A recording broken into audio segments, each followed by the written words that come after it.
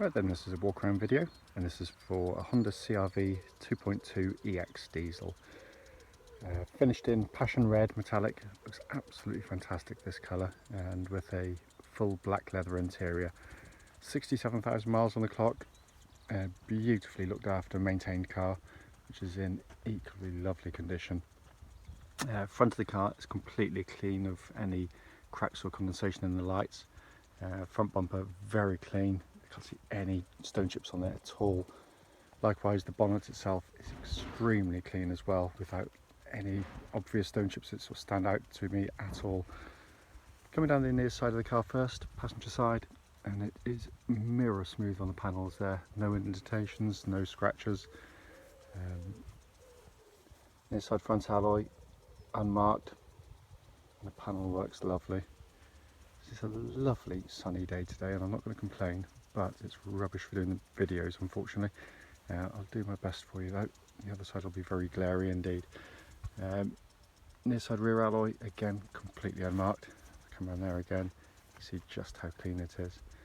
Same with the back of the car, no scuffs on the bumper corners, tailgate's clean, entry points, again likewise.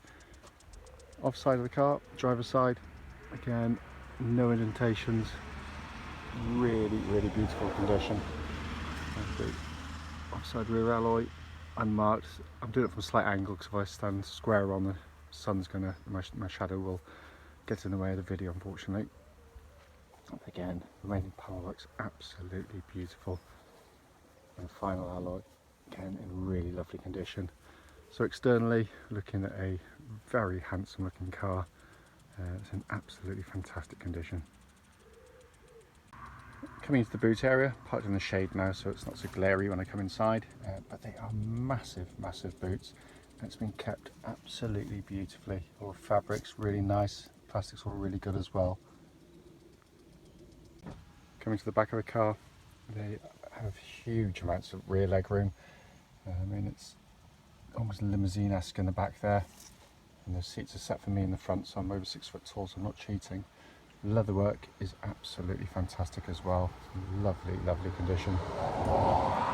Full set of original Honda mats, again, all been kept very nicely.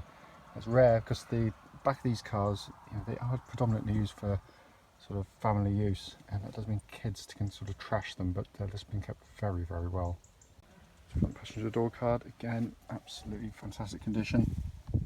Footwell area is lovely and clean, and the front passenger seat there has been given the very lightest to use. And you come to the driver's door card, again in really lovely original condition. You've got the electric memory seat switches there. Obviously the seat's electric on the driver's side with those memory settings for 2 different drivers. And passenger front seat there, again the bolsters are in really good condition. So inside the car now, engine's running through this section, so the dashboard can actually be seen illuminated. Dash itself looks pretty much factory fresh. It's in beautiful condition. You see there, sat nav working exactly as it should.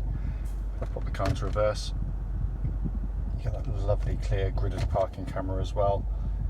But again, it's just been kept so wonderfully well.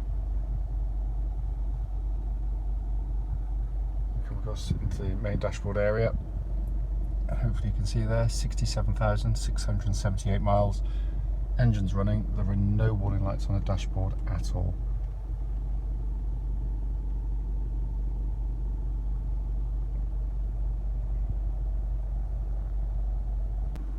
Just to show you, owner's manual pack and very importantly lock and wheel and nut key are all here and present with the car.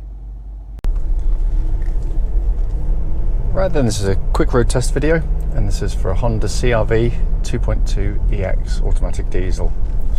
This particular car is registered DL62ULV, and mileage at the start of the road test is 67,678 miles.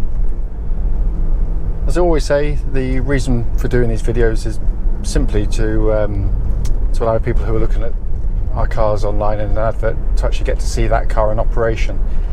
A lot of our customers now travel not just from the UK and all over it, but also Europe and Ireland. So the least we can do is go to the time and effort to do this for you. Road test is also done on these lovely quiet country roads, very close to our premises. We're literally just a few miles off the M5 motorway, so we're very accessible, it's very easy, but you'd hardly know there's anything around there. It's so quiet around here. We know, in all honesty, just how frustrating it can be to go and look at a car which looks, great in the photographs and in the description, only to find out when you get there that the car's got a fundamental issue, which you clearly should have been told about before setting off to go and see the car. So hence that's why we do it. Coming to the car itself, as you know from the description in the advert, it's been very, very well maintained, and it feels like it as soon as you get in and drive the car. The whole car feels incredibly tight and taut. Engine starts absolutely instantly, as they always tend to do. Settles to an absolutely even, smooth idle. There are no warning lights on the dashboard in operation relating to the engine or any other part of the car. But the engines themselves are fabulous units. They're very smooth, very quiet on the move. It's a really nice engine to use day in, day out, and that can't be said of all the turbo diesels, which can be quite a frustrating thing if manufacturers get them wrong, especially when matched to automatic gearboxes, because somehow the gearboxes think the engine wants to do something and vice versa, and it can be a bit of a mess. But it just works really, really nicely in these cars. Cam chain driven engines, of course, there was no cam belt to change on them, so they're designed effectively for the life of the engine. And very tough, very long lasting, as you'd expect of a Honda, and with a reliability record absolutely unmatched in its class. Gearbox, as I've said, matches the car absolutely beautifully, and being a Honda Auto, it's very, very slick shifting. The gearbox actually originated many years ago in the Honda Legend, because Honda didn't have a gearbox man enough to take the torque demands of the turbo diesel engines that they were just starting to manufacture then. So rather than design something from scratch, they lumped in the one from the Legend, which was their flagship car, which produced over 300 horsepower. It was near as damn at 300 horsepower. So it's kind of engineering overkill in lots of ways, which is why they're so tough. Gear changes are lovely and smooth, regardless, having said that, of reputation. You should still just make sure that, especially in when you're parked, hot and cold, just nudge it into drive and into reverse, and just see if there's any delays in the engagement, any sort of knocks or thunks as it goes in. And the gear changes on the move should be very smooth, as these are. It's perfect in every sense. Steering on the car, real strong points on these CR-Vs. It's lovely, direct, accurate. It feels like it should be a sort of sportier car in some ways, because it's the steering wheel's nice and dinky in hand. It feels nice, and it responds really nicely. Again, it can't feel any wear to the steering at all. It feels lovely and taut on the car. Track's absolutely bullet straight. There's no vibrations at all that come back through the steering wheel, either at this speed or any speed up to the legal limit. Chassis of the car, Honda know these cars very, very well indeed in this sector of the market, because the CR-V is the best-selling SUV in the world.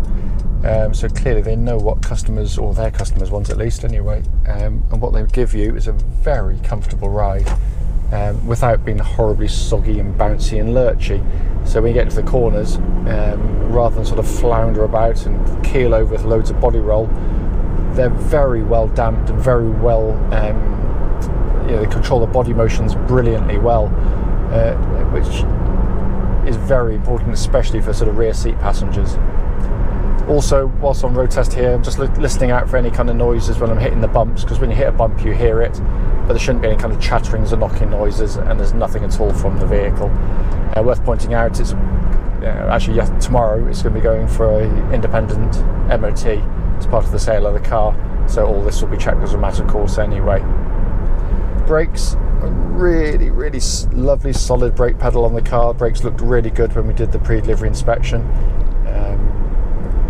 But it's, the pedal's nice and solid. There's no pulsing or vibrations coming back through the brake pedal at all. and it pulls up nice and straight. It doesn't sort of deviate sort of violently left or right.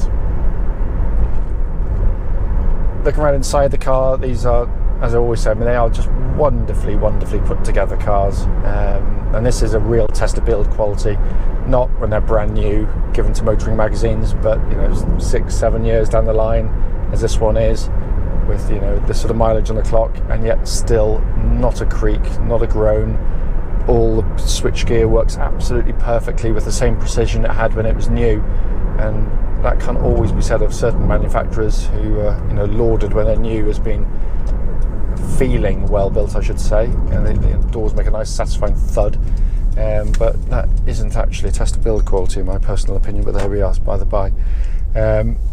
This also happens to be a lovely place to sit and drive a car. Great visibility, really good natural driving position, everything straight ahead and working really nicely with you.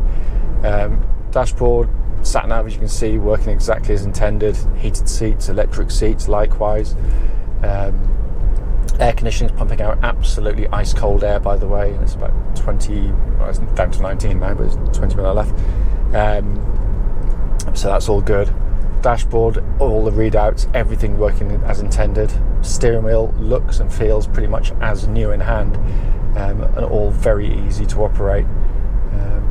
They really are fabulous cars. You can just see why they're so popular as used cars, because they're very high quality machine, but they're available at sort of very sensible prices, given the fact that they're going to last hundreds of thousands of miles.